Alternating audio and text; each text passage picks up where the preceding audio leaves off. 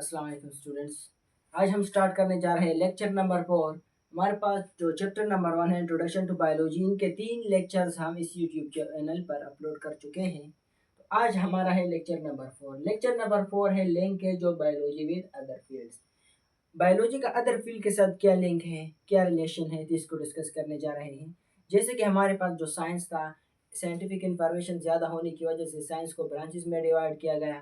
तो इन ब्रांचेस का आपस में क्या ताल्लुक है, तो इसको हम डिस्कस करने जा रहे हैं। अब मेनली हम यह बायोलॉजी का रिलेशन देखने जा रहे हैं अदर फील्ड्स ऑफ साइंस के साथ, जैसे कि फिजिक्स हो गई, केमिस्ट्री, जियोग्राफी, इकोनॉमिक्स, बायोमेट्री, ये सारी की सारी चीज़ें हम डिस्कस करने जा रहे हैं। तो फर्स्ट वन जो है वो हमारे पास है बायोफिजिक्स। बायोफिजिक्स में हम किस चीज़ के बारे में स्टडी करते हैं? In biophysics we study those laws and principle of physics which are related to living organisms. अब हम बायोफिजिक्स में फिजिक्स के वो लॉज, फिजिक्स के वो प्रिंसिपल्स पढ़ते हैं, वो थ्योरीज पढ़ते हैं जो लिविंग ऑर्गेनिज्म के साथ रिलेटेड होती है। यानी हमारे पास without that we can not understand some biological phenomena occurring in a body. हमारे बॉडी के अंदर कुछ ऐसे फिनोमिना होती है, अगर हम इन फिजिक्स के इन लॉज और प्रिंसिपल को नहीं समझ सके तो हम इनको, इन बायोलॉजिकल एक्टिविटी जो हमारे बॉडी के अंदर हो रहे हैं, इनको भी हम इजीली नहीं समझ सकते हैं। तो इनके इन लॉज और इन प्रिंसिपल को स्टडी को हम क्या कहते हैं? बायोफिजिक्स, जो हमारे बॉडी के साथ रिलेटेड है। आसान अल्फाज में हम इस तरह कह सकते हैं कि बायोफिजिक्स में हम किस चीज़ के बारे में स्टडी करते हैं? बायोफिजिक्स में हम फिजिक्स वो लॉज कि वो प्रिंसिपल्स पढ़ते हैं जो हमारे बॉडी के साथ रिलेटेड हो, और हमारे बॉडी के अंदर जो बायोलॉजिकल फिनोमिनाज होती है इनके साथ वो रिलेटेड हो। तो इन थ्योरीज और इन लॉज की स्टडी को हम क्या कहते हैं? बायोफिजिक्स कहते हैं। फर्स्ट वन हमारे पास है ब्लड फ्लो। क्या है? Blood flow. तो ब्लड फ्लो को समझने के लिए फ्लूइड डायनामिक को हमें समझना होगा। फ्लूइड डायनामिक में हमारे पास जो फ्लूइड होती है वो एक जगह से दूसरी जगह मोशन करती है।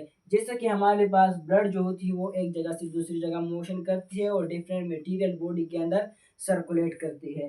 तो मतलब ये है कि फ्लूइड डायनामिक्स में हम फ्लूइड के मोशन के बारे में स्टडी करते हैं, और हमारे बॉडी के अंदर ब्लड जो है वो एक फ्लूइड है और वो हमारे बॉडी के अंदर फ्लो करती है।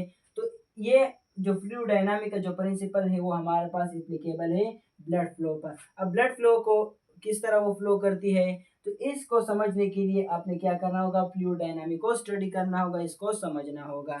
क्लियर हो गई? अब हमारे पास ऐसा हमारे बॉडी के अंदर कन्वर्जन होती है एनर्जी की। प्लांट्स लाइट एनर्जी को एब्जॉर्ब कर लेता है और फिर इसको केमिकल एनर्जी में कन्वर्ट कर लेता है। तो ये हमारे पास जो इंटर कन्वर्जन ऑफ एनर्जी होती है, यानी लाइट एनर्जी कन्वर्ट होती है केमिकल एनर्जी में।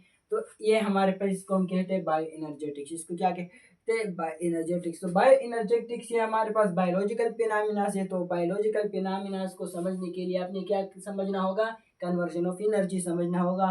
और conversion of energy is the law of physics. ये हमारे पास एक फिजिक्स का टॉपिक है। इस तरह हमारे पास जो फोटोसिंथेसिस ये एक बायोलॉजिकल एक्टिविटी है, बायोलॉजिकल फिनोमिना है, लेकिन इसको समझने के लिए अपने एब्जॉर्प्शन ऑफ लाइट को समझना होगा, क्योंकि फोटोसिंथेसिस के दौरान लाइट एब्जॉर्ब होती है। तो ये लाइट जब एब्जॉर्ब होती है तो फिर हमारे पास वो कार्बन डाइऑक्साइड और वाटर आपस में मिलकर वो जो एनर्जी आती है लाइट से, इनको स्टोर करते हैं in the form of glucose. तो हमारे पास लाइट की एब्जॉर्प्शन होती है। तो फोटोसिंथेसिस को समझने के लिए लाइट ऑफ एब्जॉर्प्शन को समझना होगा, जो कि ये फिजिक्स की टॉपिक है। तो इस बायोलॉजी की टॉपिक के साथ रिलेटेड है। यानी बायोफिजिक्स में हम वो टॉपिक्स पढ़ते हैं, वो प्रिंसिपल वो लॉस पढ़ते हैं, वो थ्योरीज पढ़ते हैं जो लिविंग ऑर्गेनिज्म के अंदर जो फंक्शन होती है, मेटाबॉलिक एक्टिविटीज होती है, इनके साथ रिलेटेड हो। अब हमारे पास सेकेंड वन है बायोकेमिस्ट्री। बायोकेमिस्ट्री, केमिस्ट्री में हम मेन स्टडी करते हैं केमिकल रिएक्शंस। केमिकल रिएक्शन जो होती है हमारी बॉडी के अंदर, तो इसकी स्टडी को हम बायोकेमिस्ट्री कहते हैं। यानी जो आम केमिकल रिएक्शन होती है इनको हम केमिस्ट्री में पढ़ते हैं, लेकिन ऐसी केमिकल रिएक्शन जो हमारे बॉडी के अंदर होती है, इन केमिकल रिएक्शन की स्टडी को हम क्या कहते हैं? Biochemistry. In biochemistry we study those chemical reaction which take place in living organism. यानी बायोकेमिस्ट्री में हम स्टडी करते हैं वो केमिकल रिएक्शंस जो हमारी बॉडी के अंदर हो रही होती है।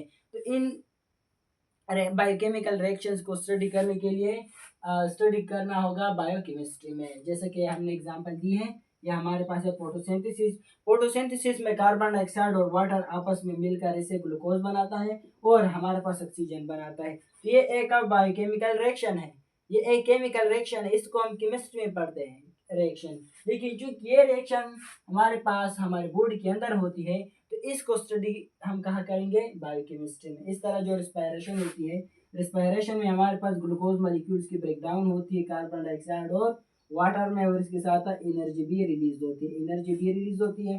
ये हमारे पास एक रिएक्शन है, ये भी हमारे पास क्या है, एक रिएक्शन है। तो ये रिएक्शन जो बॉडी के अंदर होती है, तो इनको हम किस चीज में स्टडी करेंगे, बायोकेमिस्ट्री में। यानी बायोकेमिस्ट्री में हम वो केमिकल रिएक्शंस पढ़ते हैं, वो केमिकल रिएक्शन समझते हैं, वो इन केमिकल रिएक्शन की स्टडी करते हैं जो लिविंग ऑर्गेनिज्म के साथ रिलेटेड हो और जो लिविंग ऑर्गेनिज्म के अंदर ये रिएक्शंस हो रही हो। तो इन रिएक्शंस को स्टडी हम कहाँ करेंगे, बायोकेमिस्ट्री में। तो आई होप यहाँ तक आप लोगों को समझ आ चुकी होगी कि बायोफिजिक्स क्या होता है, बायोकेमिस्ट्री क्या होती है। तो इंशाल्लाह जो नेक्स्ट रह जाते हैं, इनके लिए मैं अलहदा पार्ट 2 अपलोड करूँगा। आई होप यहाँ तक समझ आ चुकी होगी। जज़ाकल्लाह।